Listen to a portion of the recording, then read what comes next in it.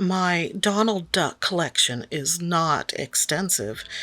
Sure, there are a few more items that aren't included in those shots. For example, an oversized cranky Donald nightshirt, which I didn't show because it's most likely beneath a pile of clothes. But for the most part, that's it. Interestingly, all of the items were gifted to me. That's right, I didn't spend a dime, yet I've somehow accumulated a stash of delightful double D memorabilia, all thanks to generous friends, family, and colleagues. Welcome to the 8th session in this Mijello journal series.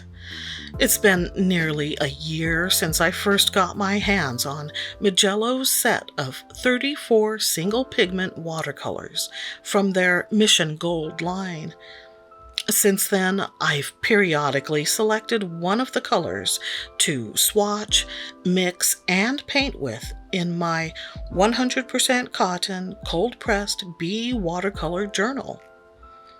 Having recently been to the Magic Kingdom, I had Disney on my mind, and what color better suits the happiest place on earth than a bright and cheery yellow?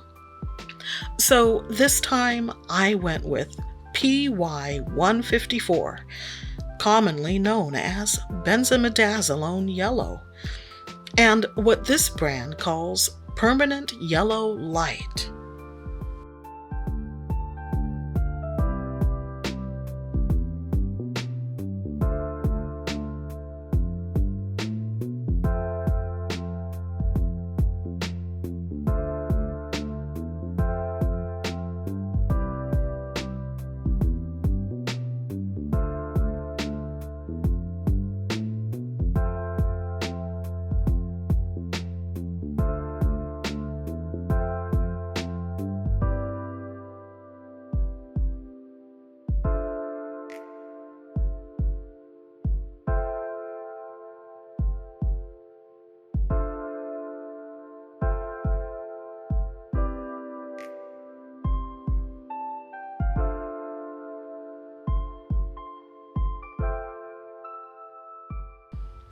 Pretty sure I've previously mentioned my thoughts regarding the measly presence of Disney ducks in their theme parks, so I won't go over it again.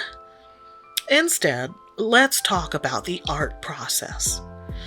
First, I made a rough sketch, and at the end, you'll get to see what I used for reference. After laying down the featured color, I added splats of both clear water and an orangey mix. I hoped that would give the background an interesting mottled appearance.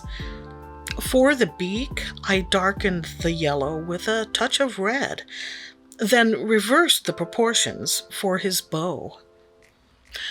Now might be a good time to point out that although I'd planned to switch brushes, I forgot and continued on with the same size 4 quill I'd used for the background. Once I realized why I was having a challenging time, I figured, the heck with it, just keep going. I was a little worried about getting a good color mix for his sailor shirt and cap, since it could easily have turned out too greenish, but I'm pleased with the results. It works.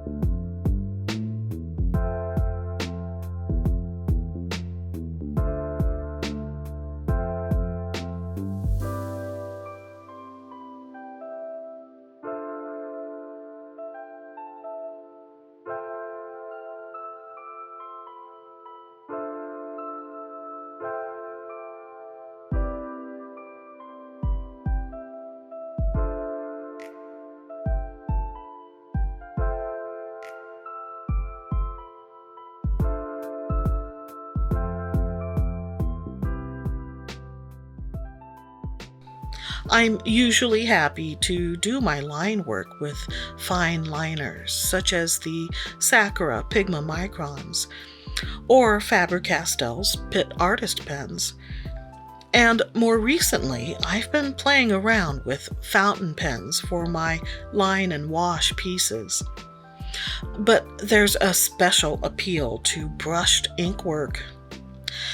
That has a lot to do with the varying line width you get, but it's also the tactile feel, I think.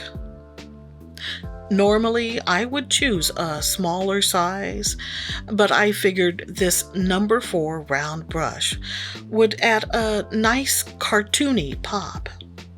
And yeah, you can get a similar effect with brush markers, such as the one from my set of Faber-Castell Pitt pens, particularly the one with the soft brush tip.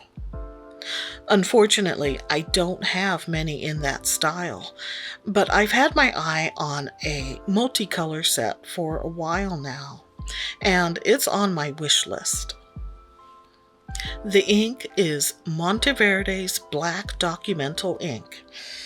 I didn't want a stark black, so I chose this one because it dries to more of a gray shade. Because it's permanent, I could have laid it down first and then added watercolors over, but I didn't want to do it that way for a couple of reasons. One, I line differently depending on if it's the first step or the last step. And two, while this ink is mostly waterproof, it's not entirely waterproof. I'd say it's about 90%. And that's because it releases a slightly gray wash when re-wet. In most cases, that wouldn't be a problem, but I wanted the white areas to remain as white as possible with this piece.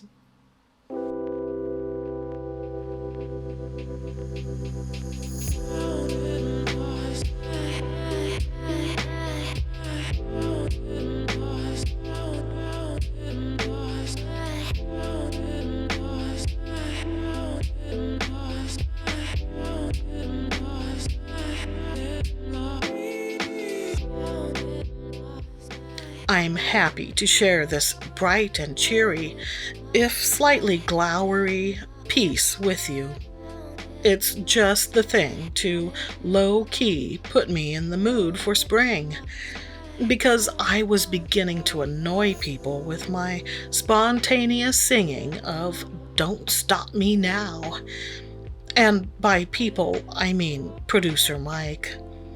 And by spontaneous, I mean shockingly off-key. Until next time, stay artsy, my friends.